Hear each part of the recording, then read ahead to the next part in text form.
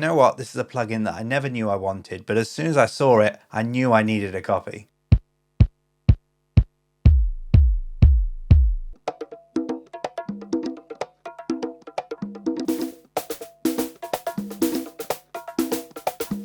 Klevgrand have just released their brand new plugin, Fosfat, and they call it a Transient Fertilizer. Yeah, I don't know what that means either, but as soon as I saw the plugin in action, I knew I had to get my hands on it. I'm already a massive fan of Klevgrand plugins already. I use Compressor quite a bit. It's one of the most easiest to use compressors that I've ever used. Also, Skaker as well, their shaker instrument, another brilliant plugin, and I'm also trialing out a few others of theirs. But with Fosfat, I installed the trial, I was playing around with it for just a couple of minutes, and I knew I had to buy it straight away. I loved it that much. So let's jump in and I'll show you exactly how it works and why I kind of fell in love with it. So essentially, Fosfat is an audio effect that you can drop on any channel within your mix, and it will detect the transients on that channel and allow you to add a sine wave and white noise to it. So you can add some weight to your sound, or you can add a bit of top end brightness. It's probably easier if I show you an example. Now, the first example I want to show you is this kick that I've got here. It's quite a low end kind of kick with not much brightness to it.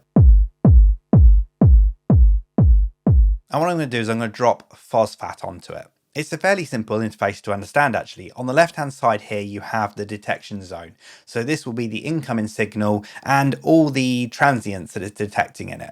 Then in the middle section here we have the oscillator, which is giving out the sine wave, and then we have the noise generator, which is giving out the white noise. And then on the right hand side here we have a volume level for both, and then a final output volume as well. Now, speaking of volume levels, when you first open this plugin up, both the sound levels for the sine wave and the white noise are up to the top. And what I'm going to do is I'm actually going to take down both of these and then gently introduce them so you can kind of hear what it's actually doing.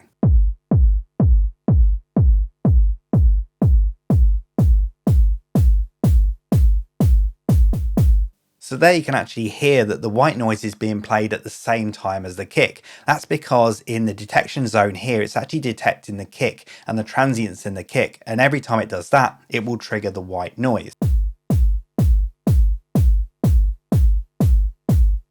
Now let's have a look at the transient detection part on the left hand side here. Now you have two different controls. You have floor and level. This allows you to kind of refine when Fosfat gets triggered.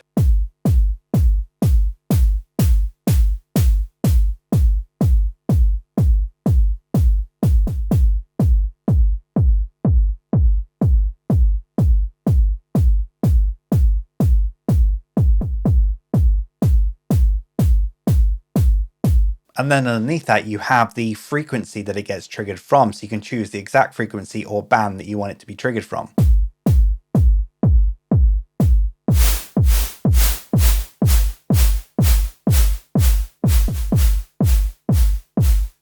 You can see the lower down we get that kind of boom coming through from the kick, which actually comes after the click, which is why you get that kind of slow attack on the white noise. For this kick, I just want a bit more kind of click in there at the start. So around about there works quite nicely. Next up, you have the controls for the noise. So you have a usual kind of attack and release on here. So you can define how long that noise appears for and how quickly it comes in.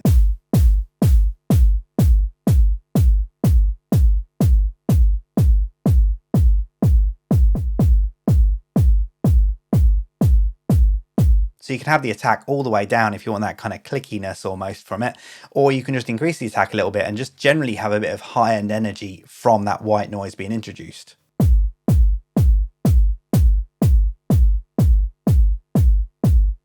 Then you've got a stereo control in here as well.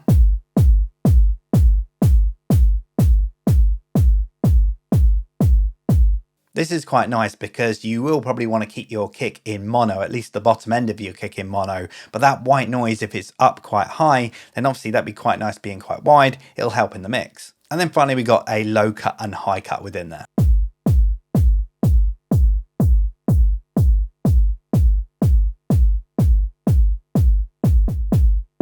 And then on the right hand side, of course, then you can adjust the gain.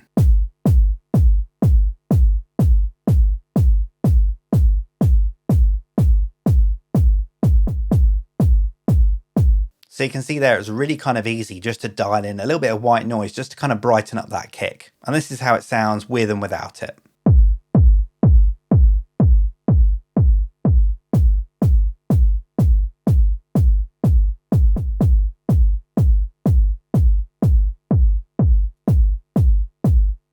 So here's another example. I've got a kick which is a bit lighter.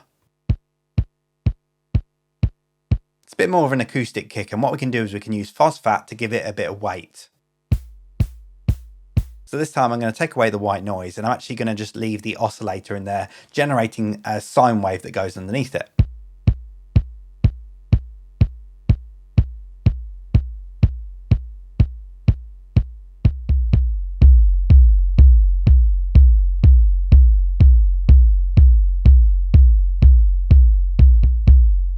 Again, for the oscillator, you have the attack and the release.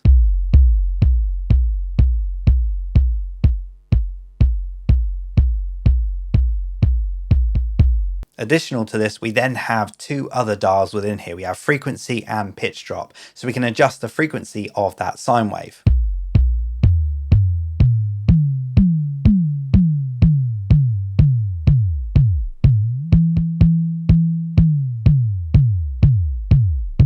So you can see there, if I take that pitch drop right the way down, it almost becomes a flat sine wave. However, if I increase that pitch drop, it turns into more of a kick kind of sound because the pitch is kind of dropping down like a synthesized kick would do. Now, I've only got a couple of issues with this plugin so far, and the first one is to do with the frequency. When you're adjusting the frequency, you're adjusting it in hertz, but obviously you want to tune this to a certain note or something. If you want to kind of add some sub to your kick, then you're probably likely to want to do it to the key of your track. So you're going to need to head to Google Images, for example, and search for a note to frequency chart. There's a whole load of them on there. For example, this one here, we have all the notes down the left-hand side here, all the octaves along the top, and then it gives you a hertz reading for each individual note within there. So for example, if my track is in F, then I want to tune it to, if I want it to be octave 2, for example, I'll need to tune it to 87.31. Now it's quite hard to get this exact, but if you hold down Alt, it'll actually do it in finer increments.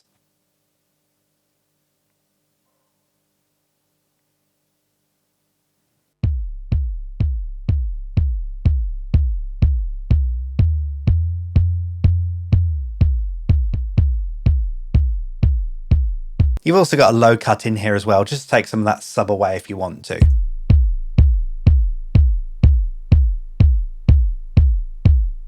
I do kind of wish they'd have actually put a key readout in there as well, so when you're actually adjusting it, it's not just showing you the hertz, but also the key. It would make things so much easier. And then finally we can adjust the gain again.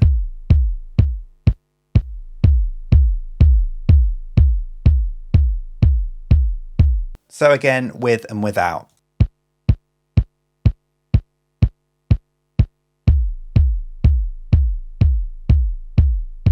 Of course, you can get a very similar result by layering two kicks together. I do that all the time. However, having something like this is quite interesting because you can just have one kick that you really like and add to it the stuff that it's missing.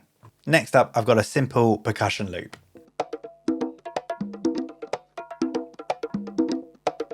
I want to add a little bit of brightness to this. Let's get Phosphat on it.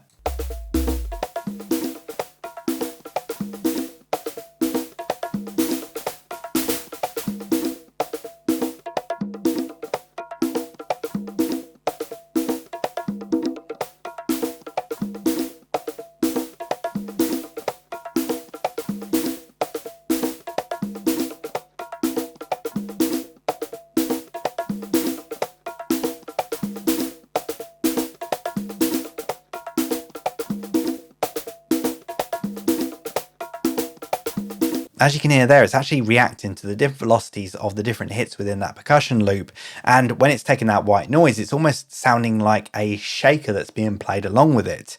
Now, coming on to my second request, second different feature that I'd like within this plugin is to be able to have a dry wet knob. We actually have an output on the end here, and we have a gain for both the sub and for the white noise. But what I'd like to do is just be able to have that white noise, for example, and not have the original sound within there. For example, with this one, we've got that kind of conga loop and it's generating this white noise that's almost becoming like a shaker. What if I wanted to have that shaker on its own? So almost that kind of percussion loop is generating my shaker pattern. That would be really nice. And just by having a dry wet knob there, that would work really well. Now, Phosphat actually works best on drum sounds, but let's see what it sounds like on a piano. I've got this piano loop here.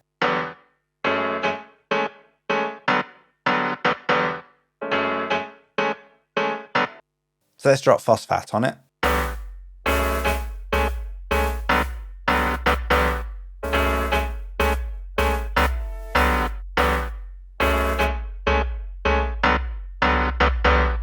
Now what we can do is use that oscillator to thicken up the sound, add a kind of sub layer into there. The only problem with it is that it's just a fixed frequency. It's not following the melody of that pattern, so it's just going to be a fixed note going throughout it. Now the sample's actually in F sharp minor, so I'm going to go back to my little diagram here and look for F sharp minor on here, and we want to go for octave 2 maybe. I'm going to put 92.5 in there and see how that sounds.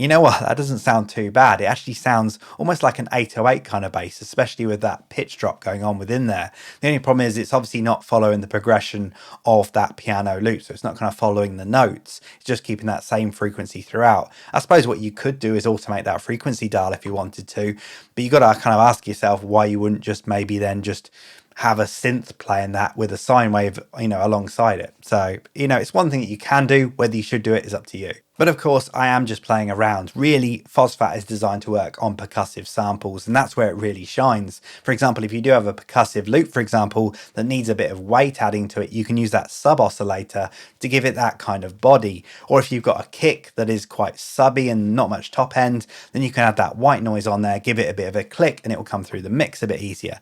Of course, you can do this in your DAW anyway. You can layer up your kicks. You could use another instrument track and bring in a sine wave to play along with your percussive loop, for example. But all of that kind of takes time, and that's why I like plugins like this. You drop it onto a track, and within a matter of seconds, you have the result that you want to. They're just simple plugins that work really well, and that's kind of why I probably will be using it a lot going forward. You can try out yourself. There's a trial on their website, and it's actually on introductory offer at the moment. Bit of money off at the moment. I'll put a link underneath the video to that. But yeah, I definitely recommend giving it a try. This is something I'm going to be using a lot going forward. Right now, I'm gonna bring it back to the funk.